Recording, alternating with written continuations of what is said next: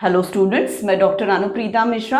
आप Anupreeta Mishra electrical engineering पर voltage built up से रिलेटेड कंटेंट स्टडी कर रहे हैं। आज मैं वोल्टेज बिल्टअप का नेक्स्ट टॉपिक ले रही हूँ, वो है क्रिटिकल रेजिस्टेंस या क्रिटिकल स्पीड। यहाँ पर मैं आपको रेजिस्टेंस से रिलेटेड एक पॉइंट बता देना चाहती हूँ कि शंट डीसी जनरेटर के फील्ड वाइंडिंग का हम रेजिस्टेंस चेंज कर सकते हैं। तो अगर मैं चेंज कर रही हूँ तो रेजिस्टेंसेस RF1, RF2, RF3 और RF4 ऐसे 4 रेजिस्टेंसेस मैंने बदले। मतलब पहले मैंने RF1 रखा, फिर RF2 रखा, RF3 रखा, ऐसे करके मैंने रेजिस्टेंसेस बदले। पर मैं किस हिसाब से ये बता पा रही हूँ कि RF1 छोटा है, RF2 उससे बड़ा, RF3 उससे बड़ा। और लाइन को अगर मैं देखूँ, कौन सी वाली line, EF equal to RF मतलब Y इक्वल टू MX वाले हिसाब से अगर देखूं तो ये मेरी लाइन का स्लोप RF1 है, इस वाली लाइन का स्लोप RF2 है, इसका RF3 और इसका RF4 है। स्लोप का मतलब RF इज इक्वल टू, इसी फॉर्मूले से लेती हूँ तो EF अपॉन IF हो जाता है। ठीक है, सब मालूम है, जस्ट रिपीट कर रही हूँ मैं। RF1 देख रही हूँ तो मैं यहाँ पर देखना चाह रही हूँ, P2 पॉइंट लिया है जो RF2 पर है, वहां से मैंने एक वर्टिकल लाइन ड्रॉप की। मैं वर्टिकल लाइन ऐसे भी ड्रॉप कर सकती हूँ, कहीं भी ड्रॉप कर सकती हूँ। तो मैंने एक वर्टिकल लाइन ड्रॉप की P2 से IF एक्सिस पर, तो वो कहाँ जाके ज्वाइन हो रही, IF1, इतना डिस्टेंस, इतना मैग्नीट्यूड दिखा रहे फील्ड करंट का। अब ये जो लाइन है वो RF2 को कहाँ कट कर रही है, P2 पे, और RF1 को कहाँ कट कर रही है, मैं कह सकती हूँ T पर। मैं पेन चेंज कर लेती हूँ। इसको कहाँ कट कर रही है, T पर। तो मैं T पर रीड कर रही हूँ EF1 upon IF1, EF1 upon IF1 T पर रीड कर रही हूँ, तो मुझे इस लाइन का स्लोप मिल रहा है, इस वाली लाइन का। तो मैं क्या लूंगी, स्लोप कितना हो जाएगा, RF1 is equal to EF1 upon IF1 हो जाएगा। मैं P2 को देख रही हूँ तो वो RF2 लाइन पर लाई कर रहा है, तो P2 पर मैं स्लोप RF2 को कैसे दिखा पा रही हूँ, EF2 अपॉन IF1। अब इन दोनों में आप देखिए कि जिसका न्यूमरेटर बड़ा होगा, डिनोमिनेटर तो दोनों का सेम IF1, जिसका न्यूमरेटर बड़ा होगा वो रेजिस्टेंस बड़ा होगा। तो किसका न्यूमरेटर बड़ा है, RF2 का, क्योंकि EF2 बड़ा है EF1 से, ये EF2 है, ये EF1 है, तो EF2 बड़ा है EF1 से, मतलब RF2 बड़ा हो जाएगा RF1 से। तो यही से मैं समझ पा रही हूं कि जितना इसका स्लोप बड़ा बड़ा होता जाएगा, ये लाइन Y एक्सिस की तरफ, मतलब वोल्टेज की तरफ शिफ्ट होती जाएगी। अभी मैंने सिर्फ ये समझाया है कि RF1 से RF2 बड़ा क्यों है। ठीक, अब मैं मेरा मैग्नेटाइजेशन कर्व ड्रॉ कर दे रही हूँ डीसी शंट जनरेटर का। तो ये रहा magnetization curve DC shunt generator का, जो रेसिडुअल EMF वाले इंटरसेप्ट पॉइंट से स्टार्ट होगा। तो ये ड्यू टू रेसिडुअल फ्लक्स, ये शुरू में जैसे ही हम रोटेट करेंगे एक पर्टिकुलर स्पीड से, यहाँ पर मैंने स्पीड n रखी हुई है और कांस्टेंट है। तो जिस n स्पीड से मैंने रोटेट करना शुरू किया, तो शुरू में जो फ्लक्स की लाइन, रेसिडुअल फ्लक्स की लाइन अवेलेबल है, तो आर्मेचर के अक्रॉस रेसिडुअल EMF इंड्यूस हो जाएगा। और फिर मैंने ये मैग्नेटाइजेशन कर्व फाइंड आउट कर लिया। अब क्या कर रही हूँ मैं, फील्ड वाइंडिंग के रेजिस्टेंस को RF2 बना दिया, बढ़ा दिया तो ऑपरेटिंग पॉइंट P1 से शिफ्ट होके P2 पर आ जाएगा डीसी जनरेटर का। क्या हुआ, पहले वोल्टेज यहां तक राइज हो चुका था P1 पर तक, और अब वोल्टेज कहां तक रहेगा, EF2 पर आ जाएगा, कम हो जाएगा। ठीक, या फिर मैं इसको ऐसे भी बोल सकती हूं कि एक बार मैंने डीसी शंट जनरेटर को RF1 के साथ वोल्टेज बिल्डअप प्रोसेस होने दी, फिर मैंने डीसी शंट जनरेटर को बंद कर दिया, दूसरी बार फिर मैंने RF2 रखा डीसी शंट जनरेटर का रेजिस्टेंस, और फिर वोल्टेज बिल्डअप प्रोसेस होने दी। तो वोल्टेज कहां तक राइज होगा, P2 तक। और पहली बार कहां तक राइज हुआ था, RF1 के साथ P1 पर। अब मैंने फिर डीसी शंट जनरेटर को बंद कर दिया और फिर मैंने रेजिस्टेंस फील्ड वाइंडिंग का RF3 कर दिया, तो फिर मैंने वोल्टेज बिल्डअप प्रोसेस करवा के देखी। तो वोल्टेज कहां तक राइज हुआ, माना कि इस पॉइंट पर, जिसको मैं P3 बोल रही हूं, P3 तक राइज हुआ और कम हो गया। मतलब जैसे जैसे रेजिस्टेंस बढ़ाती जा रही हूँ, वोल्टेज बिल्डअप, मतलब वोल्टेज राइज वाला जो मैग्नीट्यूड है वो कम कम कम होता चला गया, वो कम कम कम होता चला गया। अब कितना हो गया है, वो अब इतना हो गया है जिसको मैं बोल सकती हूँ EF4, मतलब P3 पॉइंट के करस्पॉन्डिंग कितना वोल्टेज राइज हुआ, सिर्फ इतना। जब RF1 रेजिस्टेंस था तो वोल्टेज मैक्सिमम राइज हुआ, फील्ड वाइंडिंग का रेजिस्टेंस RF2 कर दिया तो वोल्टेज इतना ही राइज हुआ EF2 तक। फिर यहाँ जब रेजिस्टेंस हमने RF3 और बढ़ा दिया फील्ड वाइंडिंग का तो और कम हो गया वोल्टेज बिल्डअप वाले राइज होने के मैग्नीट्यूड, मतलब EMF का मैग्नीट्यूड सिर्फ EF4 तक ही राइज।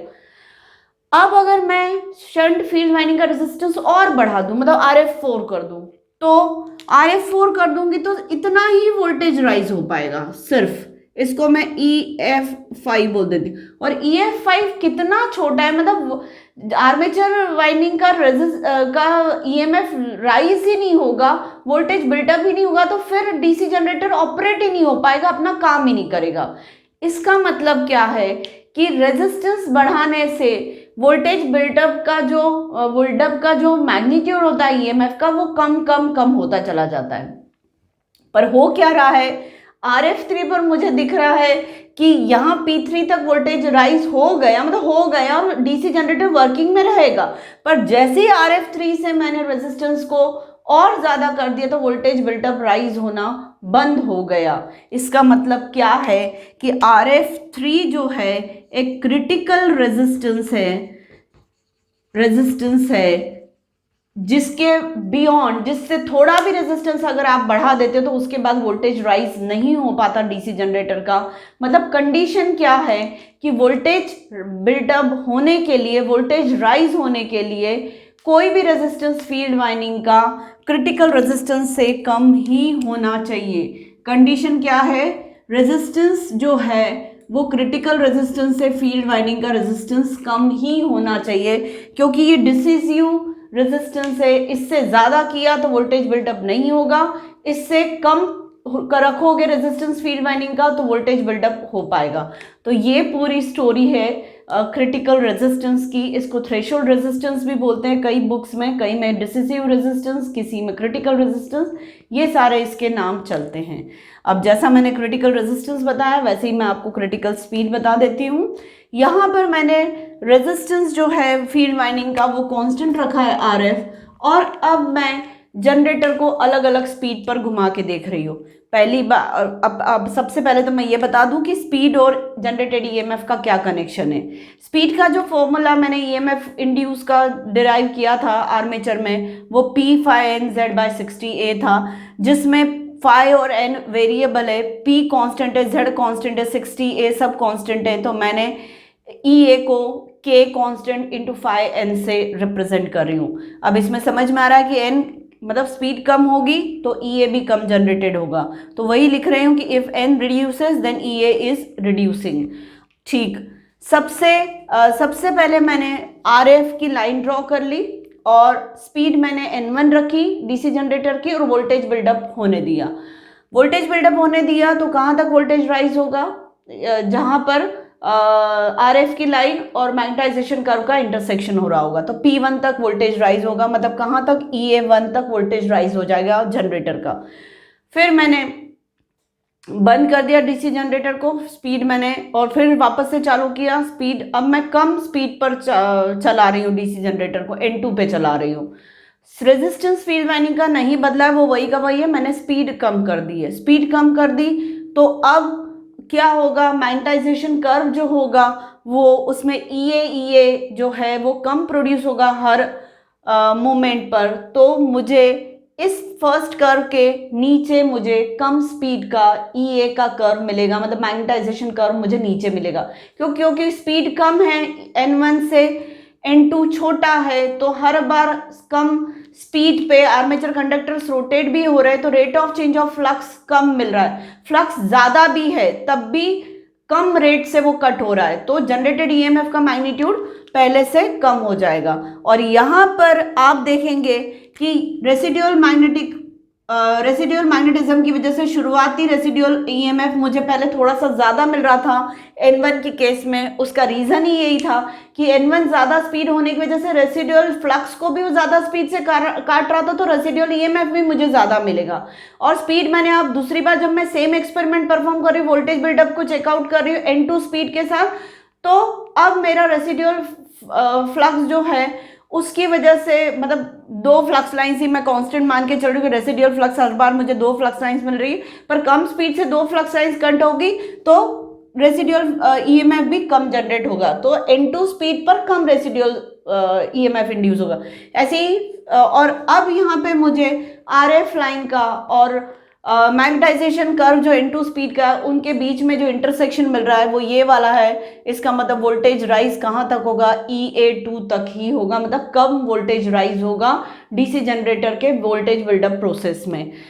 अब मैंने स्पीड कर दी N3 स्पीड पर मैंने फिर मैग्नेटाइजेशन कर्व ड्रॉ किया, तो देखा कि इन दोनों का, आरएफ की लाइन का और मैग्नेटाइजेशन कर्व का P3 पर इंटरसेक्शन हो रहा है। P3 पर इंटरसेक्शन हो रहा है मतलब वोल्टेज राइज अब डीसी जनरेटर में कितना होगा, माना कि वो यहीं तक राइज होगा और इसे मैं EA3 बोल दे रही हूँ। मतलब कम स्पीड कर दी, N2 से स्पीड कम कर दी तो और कम वोल्टेज राइज हुआ। अब मैंने स्पीड और कम कर दी, N4 कर दी, तो अब देखिए इंटरसेक्शन कहाँ हो रहा है आरएफ का, ये रेसिडुअल इतना ईएमएफ इंड्यूस हो रहा है और बढ़ते बढ़ते सिर्फ इतना सा वोल्टेज राइज हुआ, क्योंकि इंटरसेक्शन आरएफ लाइन का और मैग्नेटाइजेशन कर N4 स्पीड का कहाँ इंटरसेक्ट कर रहे हैं, P4 पॉइंट पर इंटरसेक्ट कर रहे हैं। मतलब वोल्टेज राइज या वोल्टेज बिल्डअप नहीं हो पाएगा डीसी जनरेटर का, मतलब यहाँ पर DC generator will fail to operate, मतलब यहाँ पे वो अपना ऑपरेशन कर ही नहीं पाएगा, किसी लोड को सप्लाई नहीं कर पाएगा। क्या मीनिंग है, मीनिंग ये कि जैसी N3 से मैंने थोड़ी सी और स्पीड कम की तो वोल्टेज राइज होना बंद हो गया, वोल्टेज बिल्डअप प्रोसेस फेल हो गई, वोल्टेज बिल्डअप नहीं हो पाया। मतलब N3 स्पीड मेरी क्या हो गई है, क्रिटिकल स्पीड हो गई है या थ्रेशोल्ड स्पीड हो गई है, और इसके नीचे अगर स्पीड कर देते हैं तो वोल्टेज बिल्डअप नहीं होगा। मतलब आपको अगर डीसी जनरेटर को चलाना है, किसी लोड को पावर सप्लाई करवानी है, तो आपको क्रिटिकल स्पीड से ज़्यादा स्पीड रखनी पड़ेगी डीसी जनरेटर की प्राइम मूवर से, और क्रिटिकल रेजिस्टेंस से कम रेजिस्टेंस रखना पड़ेगा आपको फील्ड वाइंडिंग का डीसी शंट जनरेटर का। तो इस तरीके से ये बहुत इंपॉर्टेंट एस्पेक्ट होता है क्रिटिकल स्पीड और क्रिटिकल रेजिस्टेंस। क्रिटिकल रेजिस्टेंस से कम रेजिस्टेंस होना चाहिए फील्ड वाइंडिंग डीसी जनरेटर की, और क्रिटिकल स्पीड से ज़्यादा स्पीड पर रोटेट होना चाहिए प्राइम मूवर से डीसी जनरेटर का रोटर, तो ही वोल्टेज बिल्डअप हो पाएगा। तो मैं अब आपको कंडीशंस बता सकती हूँ कि किन हालातों में वोल्टेज बिल्डअप होगा किसी भी डीसी शंट जनरेटर में। तो सबसे पहला तो ये कि रेसिडुअल मैग्नेटिज्म होना चाहिए, बिना रेसिडुअल मैग्नेटिज्म के वोल्टेज बिल्डअप प्रोसेस स्टार्ट ही नहीं हो सकती। सेकेंड, नया आने वाला जो फ्लक्स है, नया फ्लक्स कौन सा बोल रही हूँ, रेसिडुअल ईएमएफ है, इसकी वजह से फील्ड करंट है, फील्ड करंट ने फिर नया फ्लक्स दिया, IF1 ने नया फ्लक्स दिया और फिर ये आगे जाके नया EMF देते हैं, ऐसा चलता है। तो ये जो फ्लक्स है एक्चुअली यहाँ पे रेसिडुअल फ्लक्स था, रेसिडुअल फ्लक्स था, तो रेसिडुअल फ्लक्स के जो फ्लक्स लूप की डायरेक्शन है उसके सपोर्ट में ही इसके लूप्स फॉर्म होने चाहिए। मतलब ऐसा ना हो कि रेसिडुअल फ्लक्स इस डायरेक्शन का है और जनरेटेड फ्लक्स इस डायरेक्शन का हो जाए, अपोजिट डायरेक्शन का, तो फिर ये रेसिडुअल मैग्नेटिज्म को भी खत्म कर देगा और प्रोसेस आगे बढ़ेगी नहीं। मतलब new flux must support residual flux, मतलब सेम डायरेक्शन के होने चाहिए। और फिर अभी जैसा मैंने बताया कि रेजिस्टेंस जो फील्ड वाइंडिंग का होना चाहिए वो क्रिटिकल रेजिस्टेंस से कम होना चाहिए, कम का मतलब इस तरफ होना चाहिए और ज़्यादा का मतलब लाइन RF की इधर जाएगी। और स्पीड कैसी होनी चाहिए, क्रिटिकल स्पीड से ज़्यादा होनी चाहिए। अगर ये 4 कंडीशंस ओबे हो रही हैं, फॉलो हो रही है, तो वोल्टेज बिल्डअप पक्के में होगा। तो ये सारा डिस्कशन, उम्मीद है आपको कंटेंट समझ में आया होगा, पसंद भी आया होगा। तो प्लीज़ तुरंत मेरे आज के वीडियो को लाइक करें, मेरे वीडियोस को ज़्यादा से ज़्यादा शेयर करें, मेरे चैनल को सब्सक्राइब करें और और भी मैं आगे बहुत कुछ आप लोगों के लिए कॉन्सेप्ट्स लाने वाली हूँ। Thank you.